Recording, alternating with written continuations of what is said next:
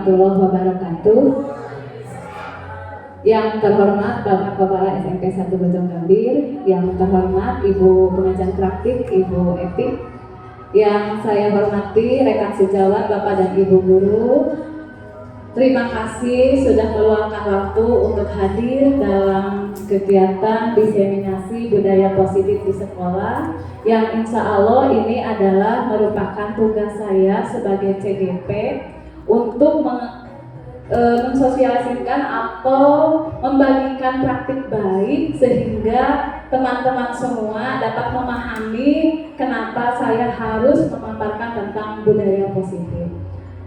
Untuk waktu dan tempat yang sudah disediakan untuk saya akan manfaatkan sebaik mungkin, dan mohon apabila nanti teman-teman ingin berdiskusi secara langsung atau ada sumbang saran tentang materi yang saya sampaikan, sangat-sangat diharapkan sekali, dan jangan merasa harus tidak ada salahnya kalau saran teman-teman ini merupakan perbaikan bagi diri saya ke depan.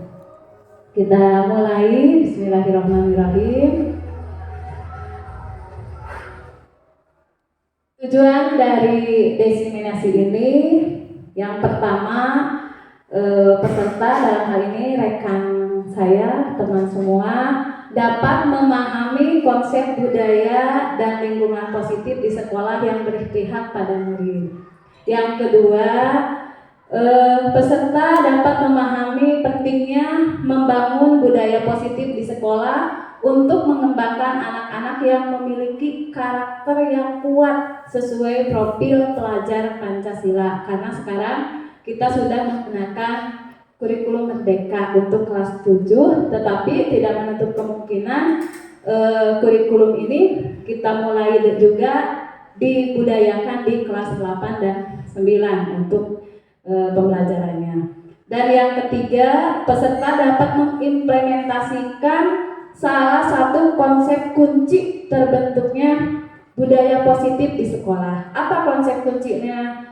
Ada 6 hal. Yang pertama, stimulus respon, yaitu perubahan paradigma dalam belajar, murid yang dimotivasi oleh kita sebagai guru. Yang kedua, disiplin positif. Yang ketiga, keyakinan kelas. Yang keempat, pemenuhan kebutuhan dasar manusia. 5 posisi kontrol sebagai guru. Dan yang keenam, segitiga restitusi.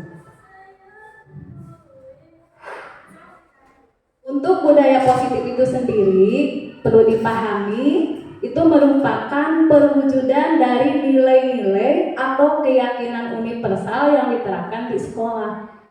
Keyakinan atau kebajikan universal itu sendiri merupakan nilai dari sifat positif manusia yang ingin dicapai.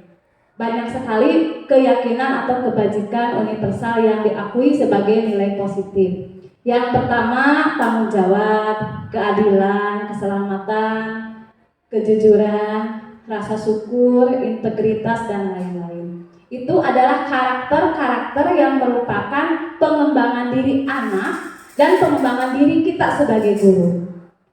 Itu harapan dari adanya budaya positif. Jadi implementasi budaya positif tidak hanya untuk anak, tetapi untuk diri kita sendiri. Dibangun karakter diri kita sesuai dengan keyakinan universal tersebut melalui program, melalui pembiasaan, baik bagi anak maupun bagi kita sebagai guru yang ada di lingkungan pembelajaran. Selanjutnya, apa manfaat adanya budaya positif bagi sekolah?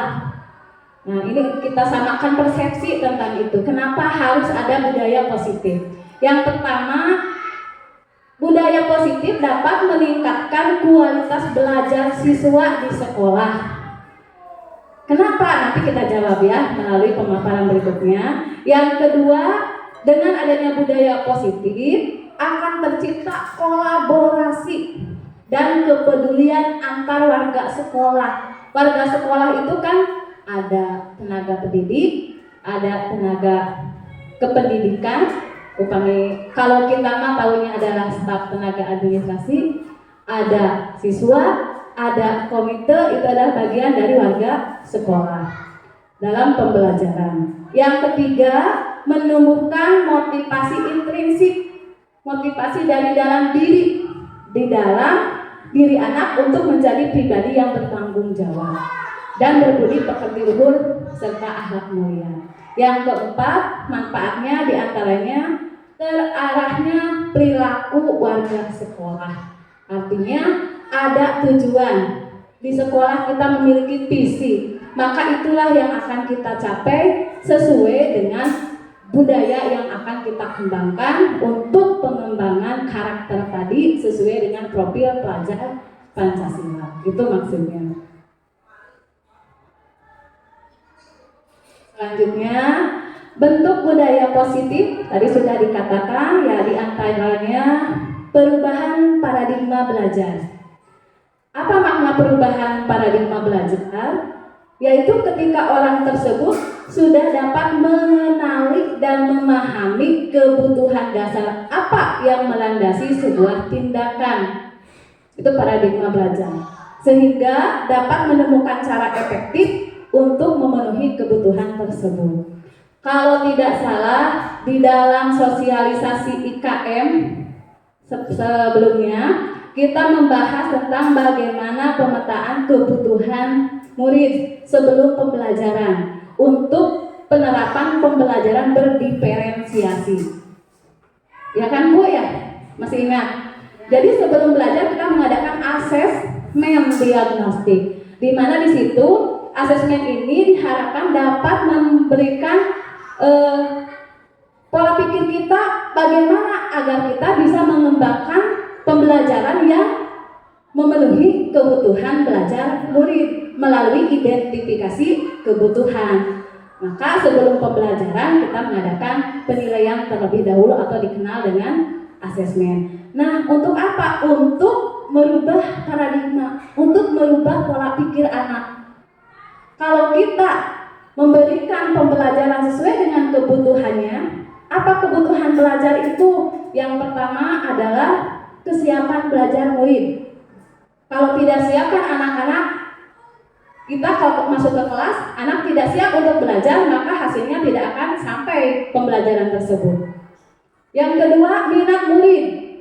Kalau bukan keinginannya seperti apa, kita tidak turut. Maksudnya bukan harus dituruti semua keinginan, tetapi dengan kita memahami minat murid, setidaknya kita bisa mempola pembelajaran sesuai dengan minatnya. Dan yang ketiga adalah apa kemarin? Lupa. Minat belajar. Dan yang ketiga profil belajar. Bagaimana gaya murid di dalam belajarnya? Artinya murid memiliki gaya belajar masing-masing. Bukan gaya duduk, bukan. Maksud gaya belajar itu ada yang senang dengan teknik yang kita gunakan seperti menggunakan video, ada yang senang dengan mendengarkan cerita, ada yang senang dengan menggunakan audio kan gitu. Itu adalah profil belajar murid. Nah, perubahan paradigma belajar ini disesuaikan dengan kebutuhan belajar murid, sehingga apa yang mereka lakukan itu sesuai dengan pencapaian terhadap kebutuhannya. Itu maksudnya. Ya, dengan adanya budaya positif diharapkan siswa dapat mengenali kebutuhan belajarnya. Itu yang pertama. Yang kedua, disiplin positif.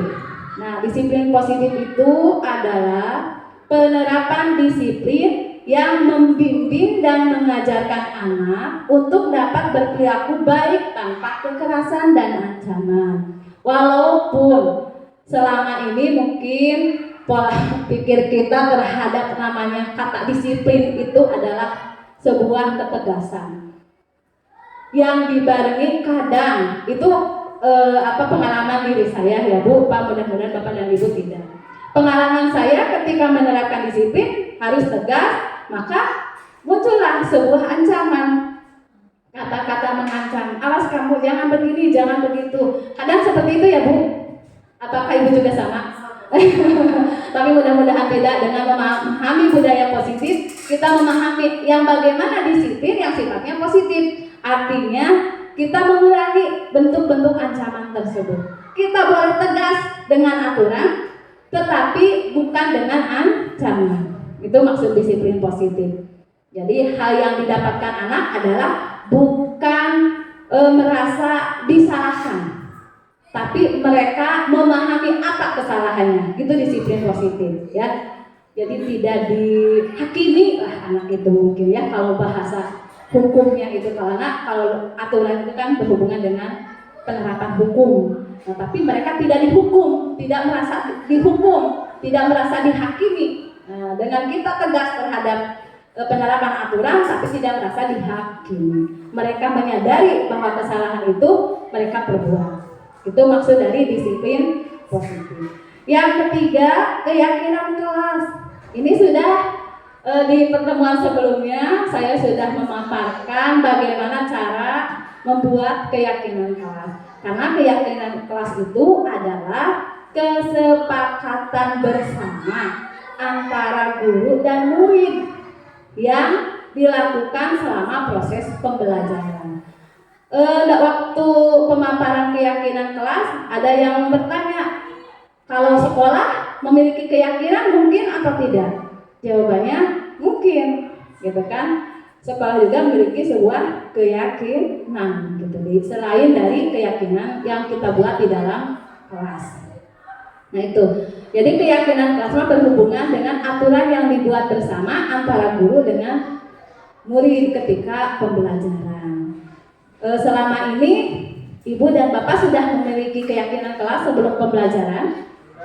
Sudah, mudah-mudahan. Dan ini adalah keharusan. Setiap mau melakukan pembelajaran itu, ingatkan keyakinan yang bapak ibu buat. Jangan hanya di pertemuan awal, kan itu nama hilaf. Jadi dibiasakan sebelum pembelajaran doa dulu, baru ingatkan keyakinan kelas yang kita buat di mata pelajaran masing-masing. Walaupun saya sendiri suka banyak lupa. Mudah-mudahan ibu dan bapak mah tidak ya. Mudah-mudahan selalu diterapkan sehingga anak dalam pembelajaran sudah merasa terbiasa dengan keyakinannya, yakin bahwa tidak boleh menggunakan HP. Terus pola dina mindsetnya bahwa hari ini pembelajaran tidak menggunakan HP dan sebagainya. Contoh kecil di dalam keyakinan kelas. Yang selanjutnya, bentuk budaya positif yang selanjutnya adalah adanya pemenuhan kebutuhan dasar manusia.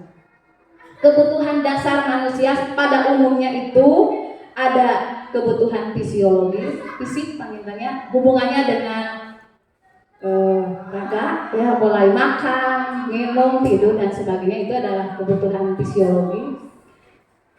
Begitu Pak Guru, ya, Bapak Ibu Guru IPA, pilih lepas. Selanjutnya rasa aman, rasa memiliki dan kasih sayang, penghargaan dan aktualisasi diri. Kalau untuk rasa aman sudah paham Bapak Ibu juga guru juga ya, bagaimana kita menciptakan lingkungan yang aman, nyaman bagi anak di dalam kelas. Yang kedua, kasih sayang. Itu yang sering dilupakan Bapak Ibu ya. Kasih sayang. Kadang lagi kehendak barangkali lupa dengan kasih sayang kita sebagai guru gitu ya. Dan yang ketiga, aktualisasi diri. Jangan lupa bahwa anak memerlukan aktualisasi diri di dalam perkembangan, di dalam pembelajaran. Anak dibiasakan mampu mengembangkan dirinya, mampu memperlihatkan apa kekuatan dalam dirinya. Itu untuk aktualisasi diri. Yang kelima, 5 posisi kontrol. Nah, ini adalah 5 posisi untuk kontrol terhadap permasalahan anak oleh seorang guru. Yang pertama penghukum, yang kedua pembuat rasa bersalah, yang ketiga teman, yang keempat pemantau, yang kelima manajer. Sebelum dipaparkan satu persatu, mana yang sering kita lakukan? Penghukumkah? Pembuat rasa bersalahkah? Atau sebagai teman? Pemantau? Hebat Pak Erwin ya, sebagai pemantau saya. Konsekuensinya tidak bawa penggaris ini, gitu ya Pak ya, itu pemantau. Atau sebagai manajer. Kalau manajer kan seorang memanage, mengelola. Mampu tidak kita mengelola? Nah, ini adalah PR kita. Mudah-mudahan dengan memahami apa nih posisi penghukum, maka ada yang bisa dipahami dari posisi penghukum. Ini artinya posisi ketika kita melihat masalah anak itu adalah kesalahan anak. Tidak dicari tahu dulu apa latar belakang kesalahan. Langsung saja menilai bahwa itu adalah salah. Gitu. Ketika anak datang kesiangan, kenapa kamu kesiangan? Salah kamu, gitu kan? Kesiangan terus. Itu kita sering gitu atau apa, Bu? Mudah-mudahan mataranya, Bu, penghukum. Yang kedua, pembuat rasa bersalah. Ini kamu tegas bener salah gitu. Tuh kalau penggaris yang pakai, nah salah mana teh, gitu kan? Biasanya bahasa kita seperti itu. Itu pembuat rasa bersalah. Jadi anaknya tertanam dalam ingatannya bahwa saya salah. Bu Nelly sebagai guru seni kadang harus membawa alat seni ya, hilap. Kadang apa yang dilakukan? Dikasih mudah-mudahan sebagai teman ya. Sebagai teman ya, sebagai teman tidak apa-apa. Ini semua posisi bisa dilakukan, tetapi dalam tahapannya kita harus tetap mengedepankan pembelajaran terhadap anak, bahwa anak itu berbuat tersebut harus didengar dulu, direspon dulu apa kesalahan, apa alasan dibalik kesalahan tersebut. Itu maksudnya. Jangan langsung menilai anak salah, itu maksudnya. Jadi dari 5 posisi kontrol ini, menurut teori yang paling baik itu Pak Yudi adalah manajer. Itu menurut teori. Tetapi tidak dimungkinkan suatu saat kita menggunakan posisi yang lain ketika kondisinya harus. Seperti pemantau kata Pak Erwin. Anaknya anaknya sudah diingatkan tapi teringat wae, dipasang konsekuensi. Nah, itu pemantau. Jadi mengingatkan apa konsekuensi dari kesalahannya. Disesuaikan. Nah, gitu. Hanya yang harus dikurangi itu adalah sebagai penghukum dan pembuat rasa bersalah. Menurut teori itu akan menjadikan anak kerdil, merasa terus bersalah kalau kita memposisikan diri sebagai penghukum dan pembuat rasa bersalah. Itu maksudnya. Ya. Tidak ada yang salah dalam 5 posisi kontrol ini, tetapi yang baik pada saat yang tepat itu mungkin kita menentukan posisi kita. Yang selanjutnya segitiga restitusi, yaitu proses menciptakan kondisi bagi murid untuk memperbaiki kesalahan. Nah, ada 3 tahap. Ini yang harus kita pahami. Mudah-mudahan dengan memahami segitiga restitusi, kita bisa memposisikan diri di mana sebagai kontrol terhadap anak. Yang pertama, menstabilkan identitas. Hartosna artinya anak jangan disalahkan, tapi dengarkan dulu apa latar belakang atau yang menjadi penyebab kesalahannya. Alasan apa? Abi lu cara ngupingkan. Ya, katanya kita harus mendengarkan alasan anak dulu dan berikan penguatan.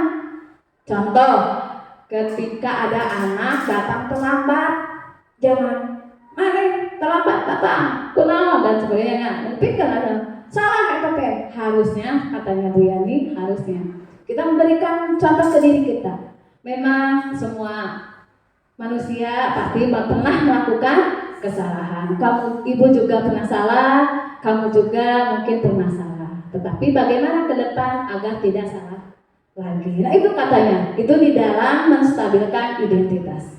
Jadi kita memberikan penguatan bahwa memang kesalahan ada di setiap manusia, tetapi bukan berarti harus tetap salah. Itu. Yang kedua, validasi tindakan yang salah tadi, menanyakan alasannya dan bagaimana solusi ke depan. Itu tanya ke anak teh, terus terang salah, suruh anak teh habis, kamu salah, kamu menurut kamu tindakan kamu benar atau salah? Salah Bu. Jadi kedepannya bagaimana? Itu validasi tindakan yang salah. Jadi anak yang mencari solusi untuk menyelesaikan masalahnya. Maksudnya kalinya, ya, maksud validasi tindakan yang salah, anak yang mencari solusi dari masalahnya. Kita hanya mengarahkan. Yang ketiga, menanyakan keyakinan kelas.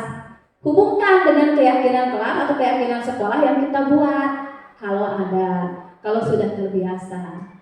Contoh di keyakinan kelas teh ada masuk tepat waktu. Nah, hubungkan dengan itu. Kalau masalah keterlambatan, kita ingatkan jam berapa harusnya datang. Itu untuk poin nomor 3 dari segitiga restitusi.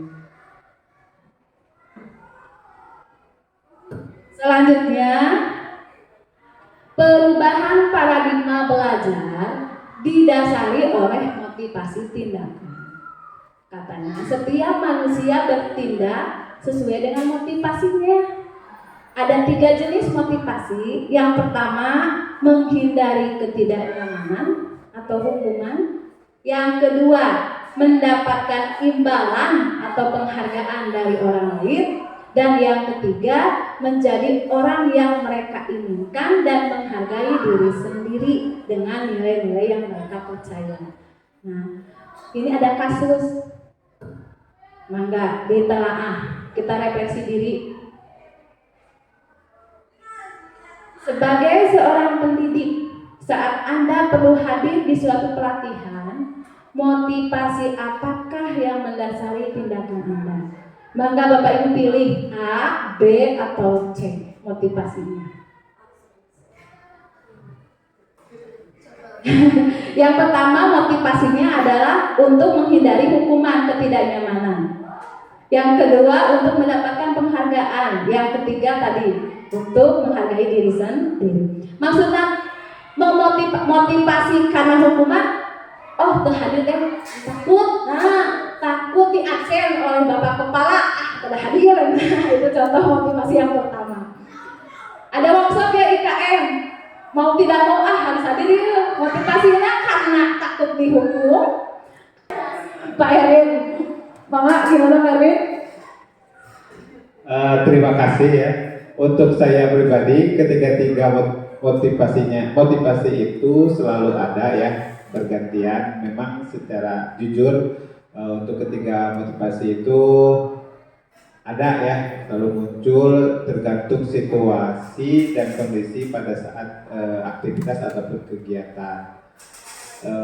Tapi memang saya berusaha untuk tetap ke motivasi untuk bagian C. Ada lagi yang ingin menambahkan? Kira-kira Pak Aan atau Bu Epi? Bu Epi kemarin dari IKM, kira-kira motivasi apa yang ada dalam diri Bu Epi?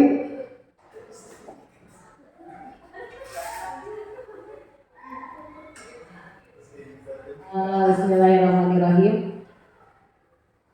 Dari hati yang baik dalam itu. Ya, sebetulnya mah ingin meningkatkan pelayanan saya terhadap anak-anak itu saja. Terserah penilaian orang seperti apa, tapi yang saya pikirkan adalah bagaimana saya menikmati kelas dengan anak-anak. Seperti itu. Mudah-mudahan ya Bu Epi itu adalah motivasi yang seharusnya ada di dalam diri kita ketika kita mengikuti suatu kegiatan atau jangan seperti itulah. Kita datang ke sekolah, motivasi apa yang kita harapkan? Motivasi apa yang kita butuh di awal? Yang kita dapatkan. Kadang mungkin kata Pak Erwin situasional. Ya, kalau di rumah dengan banyak kerjaan, mungkin motivasi ke sini takut karena ada hukuman. Mungkin, tapi usahakan motivasi yang ada di diri kita, terutama di dalam lingkungan sekolah, pengembangan diri, yaitu motivasi untuk menghargai diri sendiri. Nah, kita ada karena kita ingin lebih baik dan lebih maju lagi. Itu harapan dari motivasi kita selama mengikuti pendidikan atau pengembangan diri. Apalagi selama kita menunaikan tugas. Mudah-mudahan motivasi ini yang kita bawa, ya, menghargai diri sendiri. Kita bersyukur kita sudah ditempatkan oleh Tuhan Yang Maha Esa Allah Subhanahu wa Ta'ala sebagai guru, karena guru adalah orang yang ditilai paling mulia. Tapi dengan motivasi yang ini, kalau menurut saya, guru seorang yang mulia ketika motivasinya adalah untuk menghargai diri dan lingkungan. Itu mudah-mudahan yang ada di dalam diri kita, ya, walaupun manusiawi lah. Dengan motivasi lain seperti mendapatkan penghargaan, itu bonusnya mungkin ya. Mudah-mudahan dengan kita berbuat baik, maka hasilnya pun akan lebih baik yang kita harapkan. Itu untuk motivasi diri. Selanjutnya untuk keyakinan kelas. Tahapan untuk pembuatan keyakinan kelas sudah dipaparkan. Di antaranya adalah merangkum semua pendapat warga sekolah. Yang kedua, menyusun keyakinan sesuai prosedur. Yang ketiga, analisis draft pendapat. Yang keempat, dipampang di tempat strategis kalau membuat keyakinan sekolah atau kelas.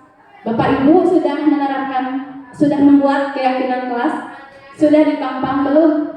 Belum.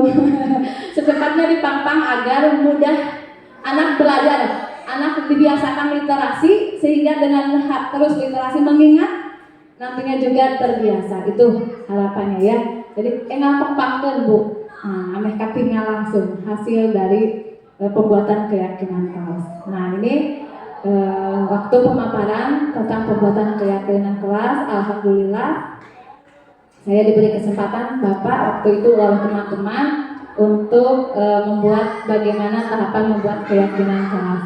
Walaupun yang di bawah adalah KM kelas Pak, yang di atas wali kelas.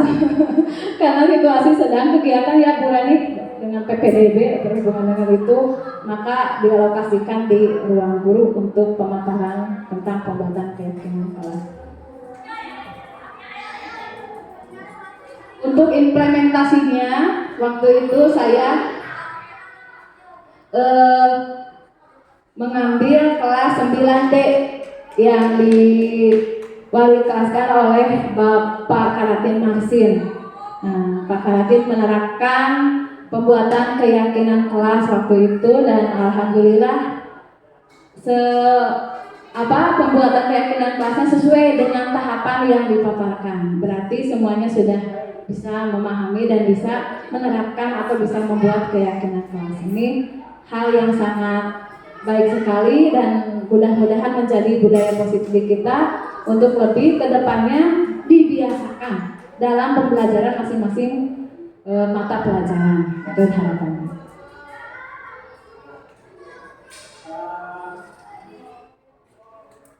Yang tadi 5 posisi kontrol tidak lepas dengan penerapan segitiga restitusi.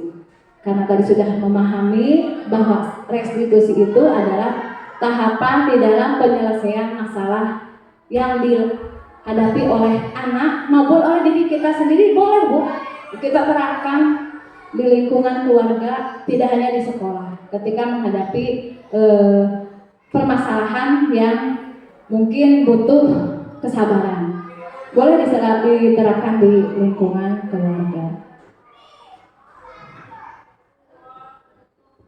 Nah, ini contoh penerapan restitusi. Waktu itu saya mencoba membuat dokumentasinya, penerapan posisi kontrol dengan tahapan segitiga restitusi.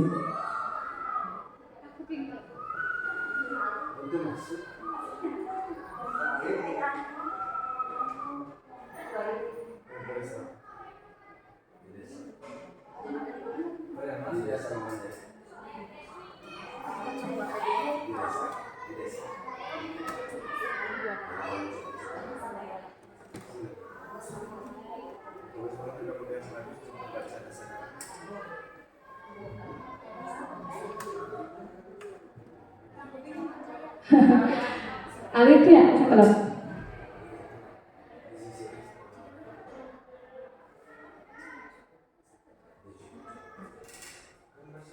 Ini ada 2 contoh penerapan posisi kontrol segitiga restitusi. Yang pertama adalah yang digunakan adalah posisi kontrol seorang manajer waktu itu. Nah, dengan tahapan yang seharusnya sebagai seorang manajer tadi. Bapak Ibu, sebelum dilanjutkan, ada pertanyaan? Silakan.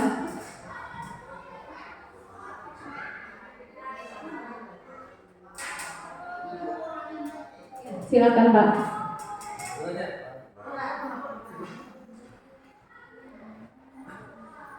Assalamualaikum warahmatullahi wabarakatuh.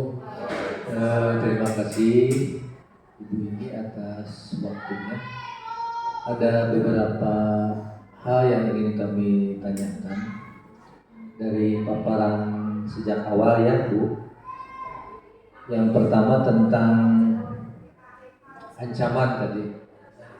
Ibu pernah menyampaikan tentang secara umum kesimpulannya guru tidak boleh menebarkan atau menyebarkan ancaman terhadap siswa. Tetapi pada kenyataannya yang saya pahami sebenarnya itu bukan ancaman, tapi Bapak Ibu guru lebih mendahulukan sanksi. Dan menurut persepsi saya sebenarnya itu bukan ancaman tapi sanksi, bahwa setiap yang terhukum itu harus dikenai sanksi. Nah, kira-kira apakah ancaman itu sama tidak dengan sanksi? Begitu. Itu yang pertama. Kemudian yang kedua sama, ini hanya istilah diksinya, ada kesepakatan kelas, ada tata tertib, kan begitu. Yang kita pahami sejak dulu, sejak kecil itu kan tata tertib. Di setiap sekolah, di setiap kelas pasti terpampang tata tertib. Sekarang istilah baru ada kesepakatan atau keyakinan kelas.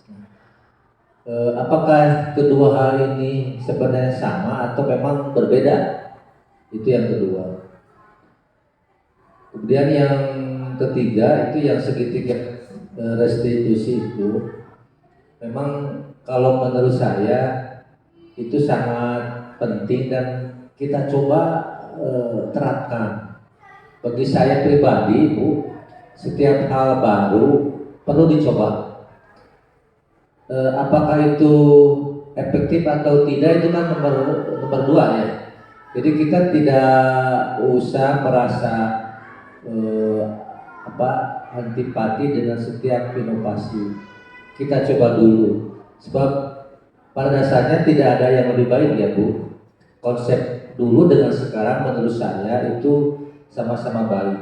Cuma masalahnya penerapan di lapangannya seperti itu.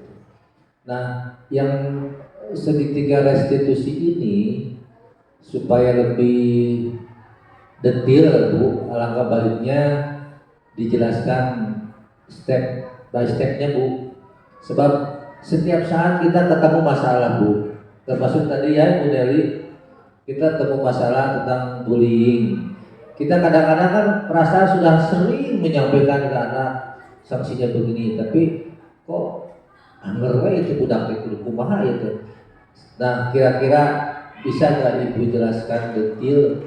Nah, itu yang dialog tadi Bu, sebenarnya kita ingin dengar cuma kendala teknisnya gitu. Jadi supaya kita ada gambaran seperti apa segitiga restitusi. Itu saja Ibu, terima kasih. Terima kasih sekali Bapak Kepala Satu Bojong Gambir yang sudah memberikan satu pemahaman bahwa semuanya harus lebih jelas. Ini hanya bukan menjelaskan Pak, tapi ini hanya sebatas pemikiran saya berdasarkan dengan teori atau materi yang pernah saya dapatkan. Masalah benar dan tidaknya kita gali bersama. Kalaupun saya kurang tepat, mungkin dari teman ada yang bisa menambahkan. Yang pertama, Bapak menyampaikan tentang apakah sama ancaman dengan sanksi apa ya? Kalau menurut saya Pak, sanksi itu lahir dari sebuah konsekuensi. Jadi anak sudah paham ketika mereka salah maka sanksinya ini. Artinya kalau sanksi itu sudah dipaham, sudah diketahui. Kalau ancaman itu kan lahirnya dari orang yang akan memberikan hukuman langsung tanpa diketahui oleh yang diberikan ancaman tersebut. Contoh kasus, ketika maaf ya, kalau ada Pak Yudi di sini. Contoh kecil pembelajaran olahraga. Ketika tidak membawa kaos, sanksinya tidak dapat mengikuti atau tidak dapat mengikuti latihan di lapang. Contohnya sanksi. Itu sudah diberikan pemahaman kepada anak. Kalau tidak membawa baju kaos, maka mereka paham tidak akan mengikuti latihan di lapang. Contohnya. Tapi kalau ancaman, ketika anak tidak membawa kaos, kamu bakal mendapatkan nilai, itu kan ancaman. Menurut pendapat saya, jadi ancaman dengan sanksi itu beda. Jadi intinya kalau sanksi. Nah, dipahami terlebih dahulu, diketahui terlebih dahulu apa konsekuensi dari membuat kesalahan. Kalau ancaman mah spontanitas dari guru yang memberikan hukuman gitu. Itu mungkin menurut pendapat saya. Yang kedua, Bapak juga bertanya tentang sama atau tidak keyakinan kelas dengan aturan sekolah. Itu ya yang ditanyakan. Apakah satu kesatuan atau terpisah? Dalam tahapannya Pak, keyakinan kelas itu adalah sifatnya abstrak, hanya mengarahkan. Yakin itu kan dari diri, jadi hanya mengarahkan pemahaman diri tentang baik dan tidaknya perbuatan. Beda dengan aturan. Kalau aturan kan kita tentukan tata aturan sekolah. Contoh dalam seragam, hari Senin sampai Rabu menggunakan pakaian apa contohnya, itu kan sudah tertulis juga Pak, konkret, nyata, harus dilakukan pada saat itu juga. Itu aturan gitu. Bahkan jangan membawa HP, aturan. Nah, kalau di keyakinan kelas, kata jangan, kata tidak dimunculkan. Artinya dalam keyakinan kelas hanya memberikan kekuatan bahwa tindakan itu adalah salah, bahwa tindakan itu adalah benar. Itu maksud keyakinan. Jadi aturan tetap ada Pak di sekolah, harus ada. Karena itu adalah kewenangan dari lembaga. Aturan itu kan biasanya hasil dari rembukan dalam organisasi itu sendiri. Keyakinan kelasnya hanya berupa pengingat kepada anggota yang ada di kelas atau anggota yang ada di sekolah bahwa sikap-sikap apa yang harus kita yakini benar. Itu maksudnya. Maka kemarin waktu pemaparan saya katakan kalau keyakinan kelas itu adalah menghilangkan kalimat negatif menjadi kalimat positif. Contoh di aturan sekolah kan tidak boleh membuang sampah sembarangan, contoh di aturan sekolah. Nah, kalau di keyakinan kelas Pak, jangan kata tidak. Kita buat saja simpan sampah pada tempat sampah. Jadi pemikiran anak yang tertanam dalam diri anak itu simpan sampah. Oh berarti kudu disimpen teh kemana ya? Kalau jangan buang sampah, kan ada kata motivasi sifatnya ekstrinsik dari luar, dipaksa. Kalau jangan kan dipaksa, jangan ini, jangan itu kan dipaksa, pemaksaan. Itu maksud dari perubahan kata positif, negatif menjadi positif.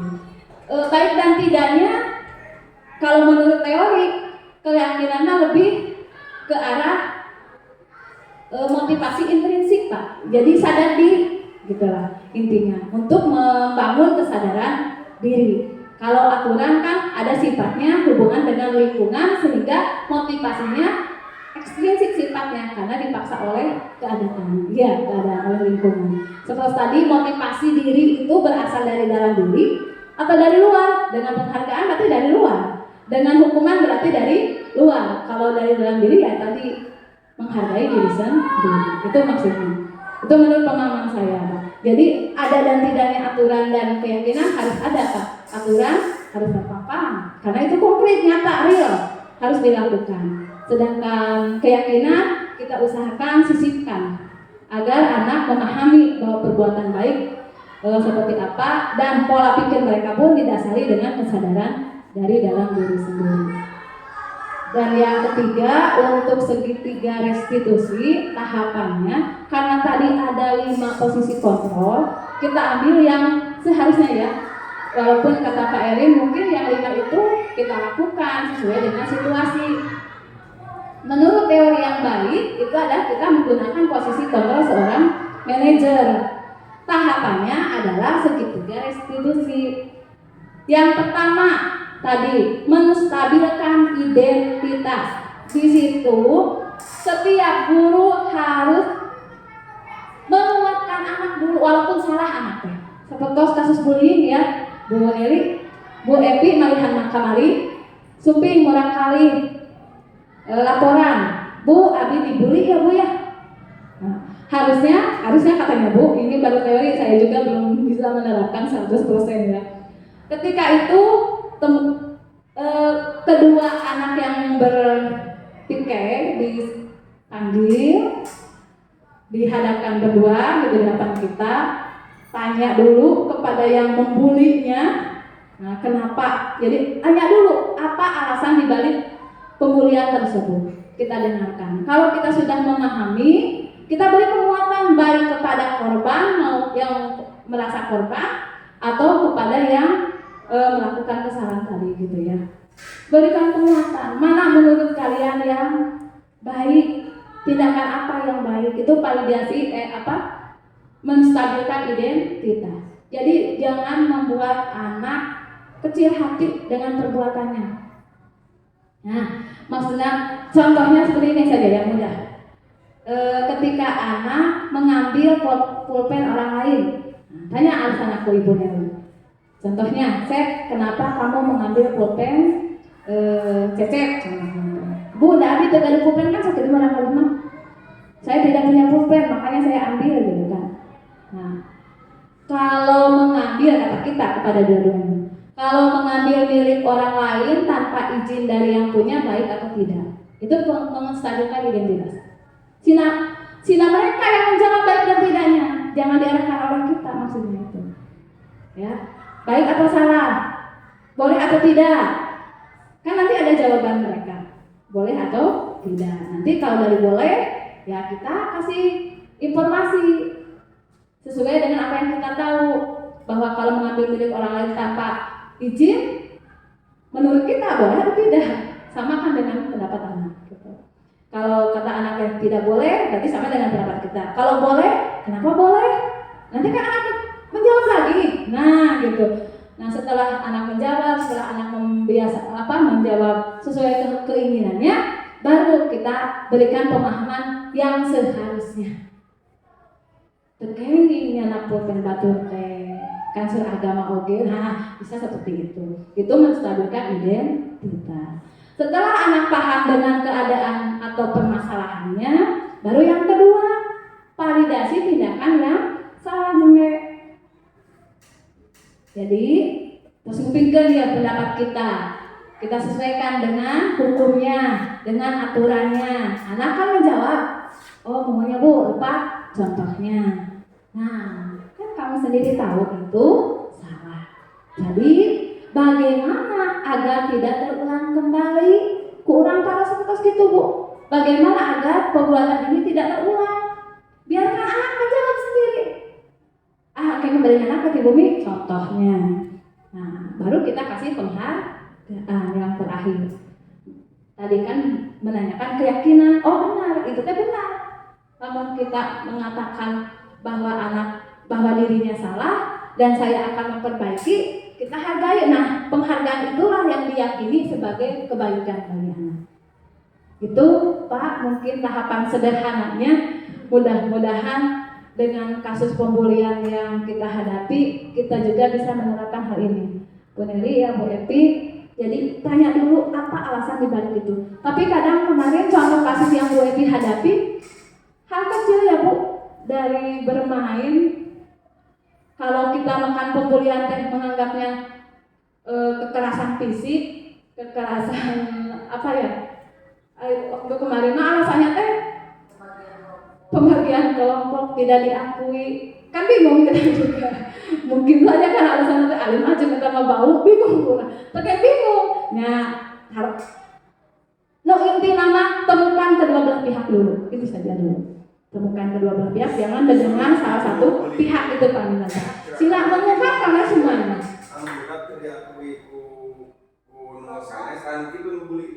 Oh, kan gitu senang dibully, senang kemarin tidak ingin satu kelompok dibully, senang gitunya. Nah, jadi si anak anu alim sakelompok sih paham eta teh pembulian, gitu maksudnya gitu.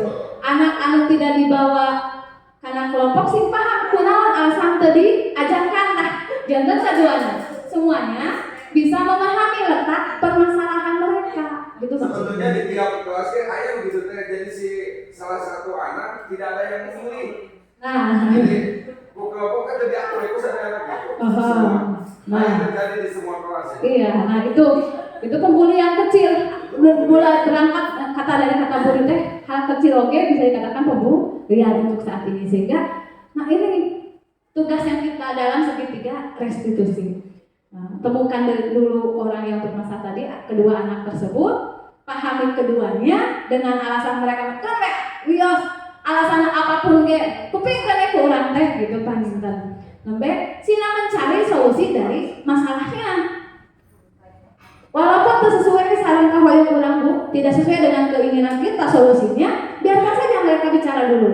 Nanti setelah mereka menginginkan seperti apa, itu baru kebutuhan mereka, kebutuhan yang diinginkan oleh mereka. Kalau sudah memahami kebutuhannya, baru kita arahkan sesuai dengan yang seharusnya. Itu dalam segitiga restitusi. Mudah-mudahan hal sederhana ini sederhana menurut teori, walaupun sulit untuk kita laksanakan, kita terapkan, tapi sedikitnya kita mulai memanage diri. Untuk kompetensi sosial emosional, kita memanage diri, mengendalikan diri sendiri. Saya juga belajar mungkin saya untuk kompetensi sosial emosional karena karakter saya yang cepat panik dan cepat marah kalau ketika melihat kesalahan anak. Ini mudah-mudahan menjadi jalan bagi kita semua untuk memperbaiki diri, terutama di dalam melayani murid-murid kita di dalam pembelajaran. Itu Pak Ingat Pak. Yang lain silahkan. Mudah-mudahan Bapak juga tidak puas, saya juga tidak puas. Ada? Ya, saya enggak.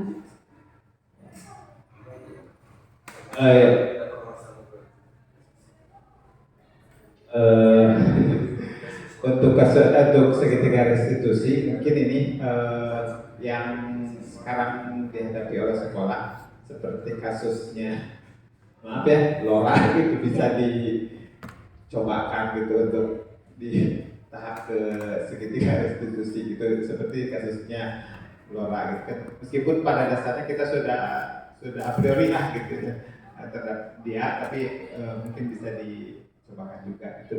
Itu saja mungkin dari saya.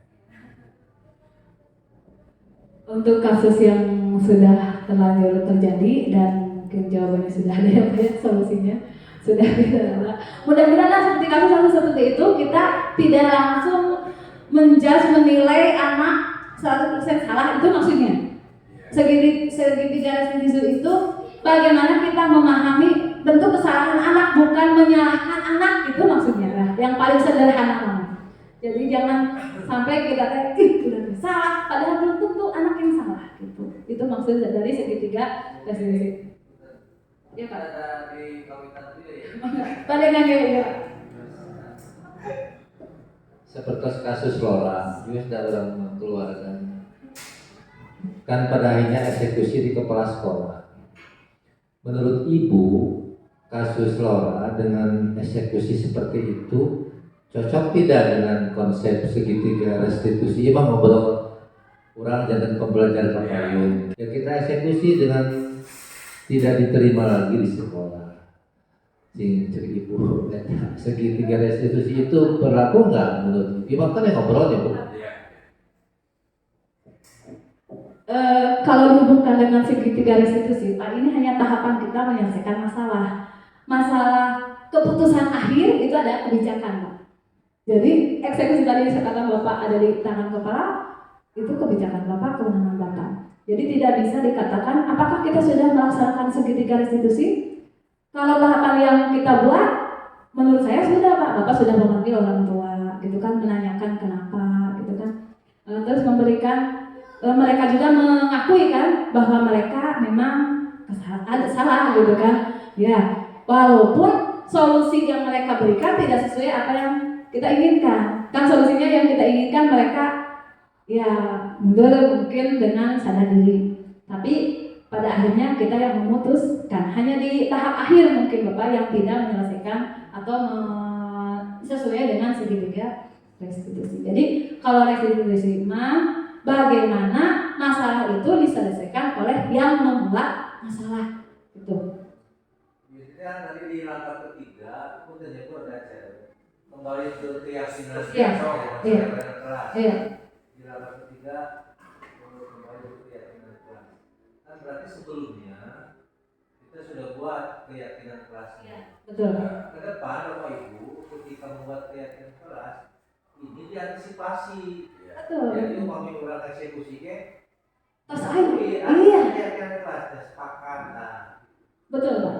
Betul. Jadi keyakinan kelas salah satunya adalah untuk menjawab langkah dari tahapan restitusi. Jadi tidak akan disalahkan kalau sudah menjadi sebuah keyakinan. Itu maksudnya. Maka saya mengajak semua teman-teman buatlah keyakinan atau kesepakatan kelas berdasarkan keinginan mereka. Jadi ketika mereka berbuat melanggar pun kita tinggal memperlihatkan pada anak, kan kamu yang membuat, kamu yakin ini salah, kamu yakin ini benar contohnya. Kita tinggal seperti itu Pak, maksud dari segitiga restitusi. Gitu ya. Mudah-mudahan budaya positif ini tercermin bisa terwujud di sekolah kita.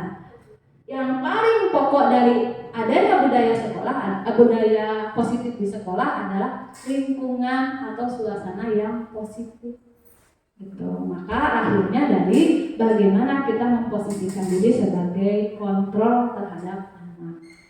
Ya, itu mungkin ada lagi yang ingin menambahkan?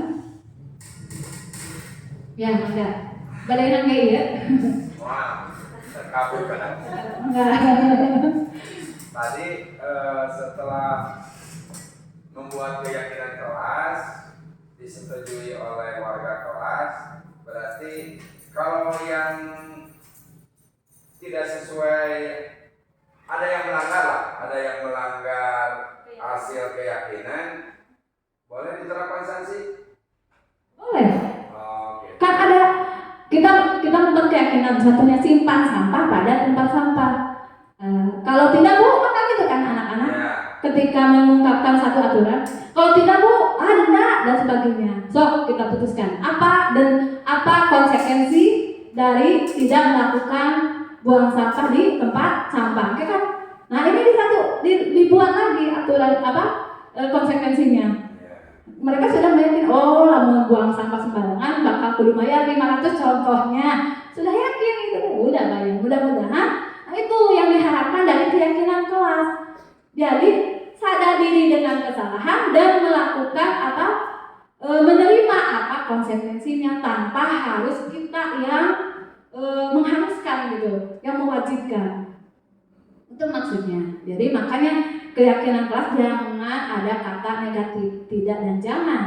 Tapi mereka positif lah, gitu. Apa yang diingatnya positif. Oh simpan sampah, simpan kan positif ya simpan.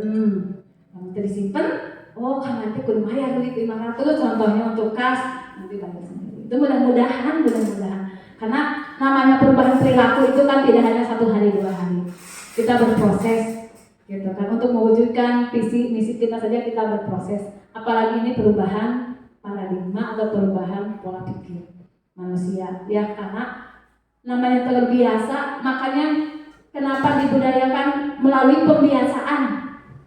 Kita mengadakan duha bersama kan niat kita, harapan kita mereka memahami, meyakini bahwa dengan sholat duha itu hal baik mengawali kegiatan pembelajaran. Mudah-mudahan seperti itu sadar dirinya. Walaupun di awalnya dipaksa. Dengan dikuiling kurangnya berani, mudah-mudahan dengan keterpaksaan menjadi terbiasa. Itu yang diyakini. Ada lagi? Ya, berarti Bu,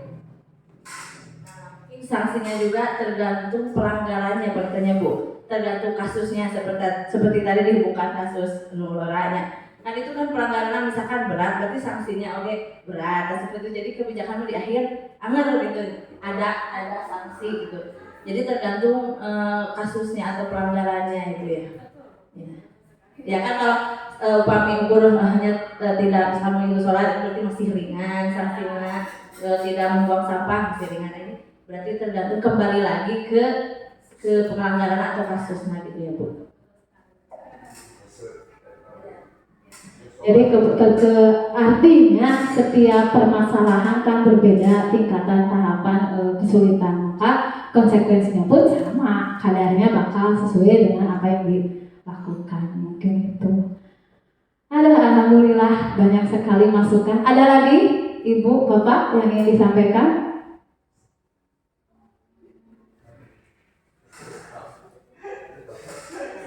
Ada lagi yang ingin disampaikan? Sebenarnya ada. Ya, silakan.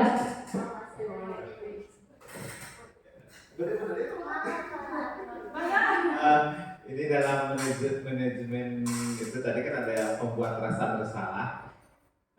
Saya sendiri sebagai guru matematik kan kalau matematik memang ya kalau itu salah ya tidak salah kalau dalam mengerjakan ya kita ya salah gitu kan gitu kan salah gitu kan jadi konteksnya gitu kan konteksnya gitu kan jadi gitu kan jadi memang sulit itu Sampai lupa ya. mendorong anak untuk mengakui kesalahan itu yang sulit itu. Tapi kalau kita kan ada itu salah gitu, penuhnya harus dikatakan benar. Terima kasih Pak. Mungkin Pak memang ada salah.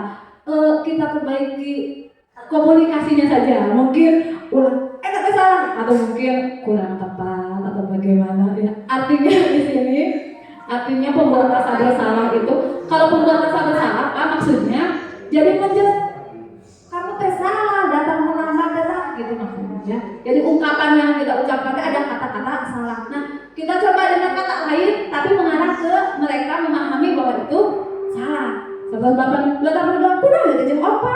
Coba itu dari kan biasa sampai segitu. Nah tapi juga na ieu mah teu pas ye gitu. Nah, kan akhirnya seperti itu jadi merasa takut salah gitu karena kita suka biasa menyebutkan salah. Nah itu maksudnya ya kita menghindari hal anak takut dengan kata salah gitu. Jadi ya kita mulai di ayeuna guru matematika dari sekarang mulai dengan memperbaiki kata mungkin belajar dengan guru bahasa Indonesia. Saya juga sama Pak apalagi PPKM ya.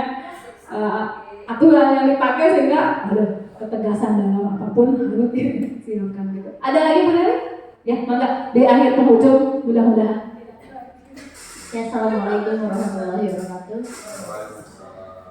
Ibu sok sering kebingungan teh kan setiap siswa itu unik, berbeda-beda dan tidak bisa disamakan. Iya Pak, betul sekali karena unik itu. Seperti contoh kasus yang baru saja ditemui ya Bu. Jadi ada anak wes ya namanya terang sadaya. Aya anak namanya Sandi. Memang dia mah anak unik nanti mirip juga Ojan. Jadi bahasa ceceletukan. Tapi kalau misalnya dia melakukan kesalahan, dia memang mengakui. Iya Bu, memang saya yang salah, dan saya mau bertanggung jawab. Badai minta maaf. Meminta maaf dan ke teman anu dia lakukan kesalahan nanti mau apa ya hayu atau di kelas lagi gitu abi bade cina memperbaiki diri gitu. Tetapi ada juga yang memang lebih unik lagi di mana kan dia mah kuat sani mah Ari Rafiq mah karakter nate lebih lemah mencekap lemah. Oh iya gitu, jadi perasa dimana kalau misalnya orang lain bilang butut dan merasa lebih butut gitu. Nah, abdi mah sering nanti justru lebih senang kajian kene pas yang udah teh ketinggalan ieu beringas kumaha gitu nya babari gitu rasana. Ketika lihat itu kudu kurang teh harus diketahui latar belakangnya teh benar-benar tahu gitu tadi semacam Raffi mah diajak ngobrol tidak bisa diajak ngobrol gitu, dikasih pengertian seperti yang mengerti tapi ternyata hatinya tetap tidak mau. Saya tidak mau masuk lagi kelas 7. Masalahnya apa? Apakah teman karena Sandi atau ada teman lain yang apa misalnya mengganggu terus kenapa ingin pindah atau ke kelas 7B? Yang ngalih Bu karena Sandi. Ditanya lagi Bu karena Sandi. Jadi memang anak nanti muncul Pak Erwanya melankolis gitu. Jadi saya sebagai orang tuanya jadi bingung. Jadi permasalahannya teh naon atuh gitu caranya Bu. Nah itu alih masuk bingung teh menghadapi anak yang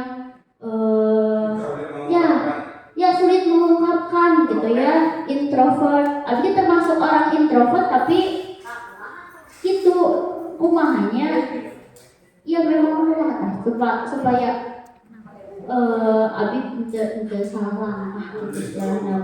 Soalnya kan permasalahan teh anak teh memang masuk kelas 7B ayeuna teh, tapi masih tetap bakal di kelas Abi gitu Bu.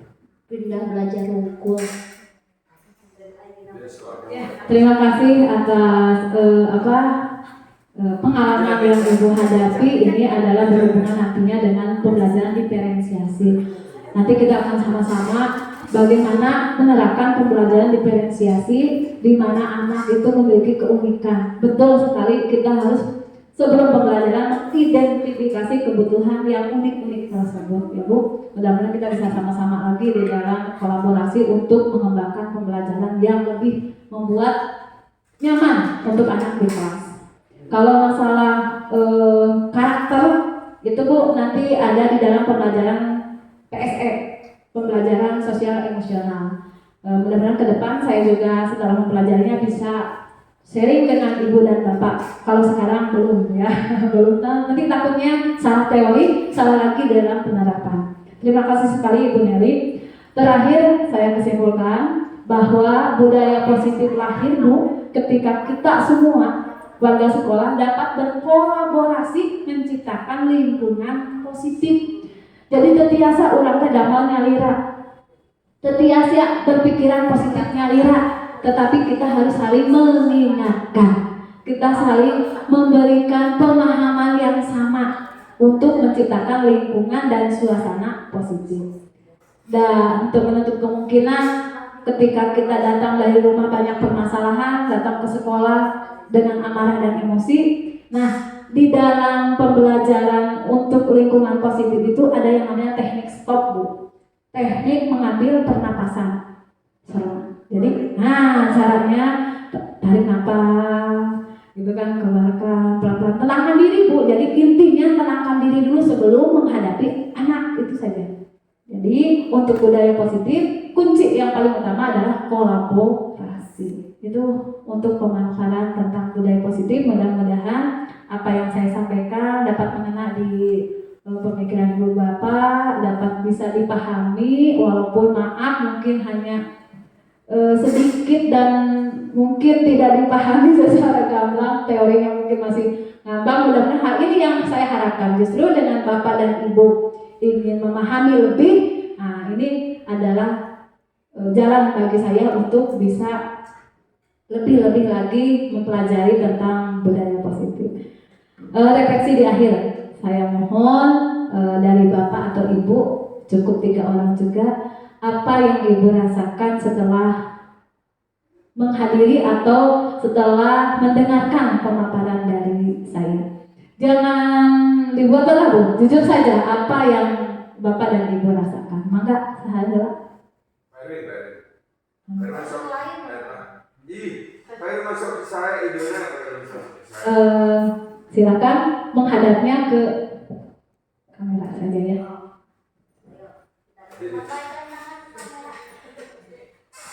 Terima kasih kepada Ibu ini yang telah memberikan kesempatan untuk refleksi hari ini pada kegiatan hari ini.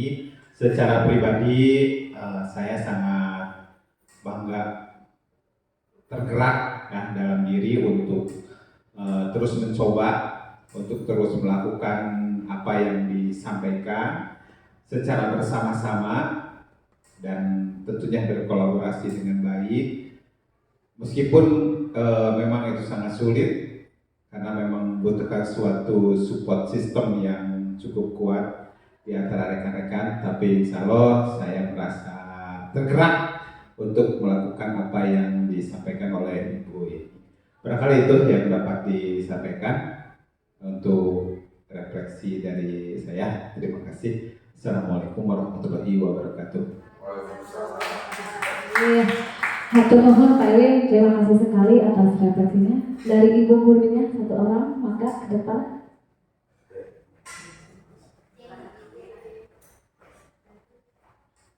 Terima kasih kesempatannya. Sebelumnya terima kasih kepada Ibu Yani yang telah memberikan ilmu baru kepada kita, pengetahuan baru.